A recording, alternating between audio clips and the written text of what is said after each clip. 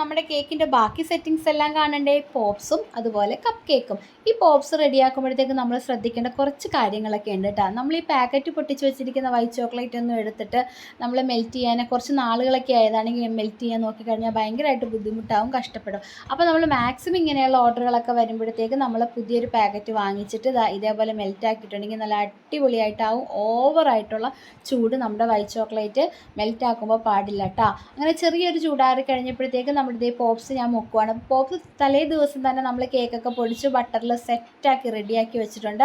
അപ്പോൾ ഈ ഒരു ടൂപ്പിക്ക് കുത്തി കൊടുക്കുമ്പോൾ ഒരു വൈറ്റ് ചോക്ലേറ്റോ ഏതെങ്കിലും ഒരു ചോക്ലേറ്റ് ഡിപ്പ് ചെയ്തിട്ട് വേണം അങ്ങ് ഈ ടൂപ്പിക്ക് ഇതിൻ്റെ ഉള്ളിലേക്ക് ചെയ്ത് കൊടുക്കുക. എനിക്ക് ഊരി ഇങ്ങോട്ട് പോരും കേട്ടോ. പിന്നെ ഒരു പ്രാവശ്യം മുക്കിയിട്ടുണ്ടെങ്കിൽ നമ്മുടെ ആ ഒരു ഷെയ്ഡ് നന്നായിട്ട് അങ്ങോട്ട് വരത്തില്ല. അപ്പോൾ ഒന്ന് ഡ്രൈ ആയി കഴിയുമ്പോൾ ഒന്നും കൂടി മുക്കുക. പിന്നെ വൈറ്റ് ആൻഡ് ബ്ലൂ ഷെയ്ഡിലേക്ക് വരാനായിട്ട് ഞാൻ ആ സ്റ്റോൺ ഇട്ട് കൊടുത്തത്. എൻ്റെ കൈ കണ്ടോ, നേരത്തെ കേക്കിന് വേണ്ടിയിട്ട് ഞാൻ കളർ എടുത്തതാണ്.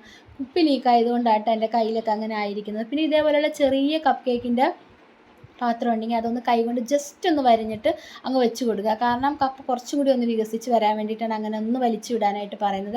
അങ്ങനത്തെ നമ്മുടെ പോപ്സൊക്കെ എല്ലാം സെറ്റായി. പിന്നെ കപ്പ് കേക്കും അതുപോലെ തന്നെ നമ്മൾ ബ്ലൂ ആൻഡ് വൈറ്റ് ഷെയ്ഡിലേക്ക് കപ്പ് കേക്കും അങ്ങനെ ഈ ഒരു ഡിസൈനിലാണ് കേട്ടോ കൊടുത്തിരിക്കുന്നത്. അപ്പോൾ അടുത്തൊരു വീഡിയോ ആയിട്ട് വരുന്നതാണ്. അപ്പോൾ എല്ലാ കൂട്ടുകാരും സപ്പോർട്ട് ചെയ്യുക. സബ്സ്ക്രൈബ് ചെയ്യാതെ കാണുന്നവർ സബ്സ്ക്രൈബ് ചെയ്യുക. എല്ലാത്തിനും like, comment. Thank you. By.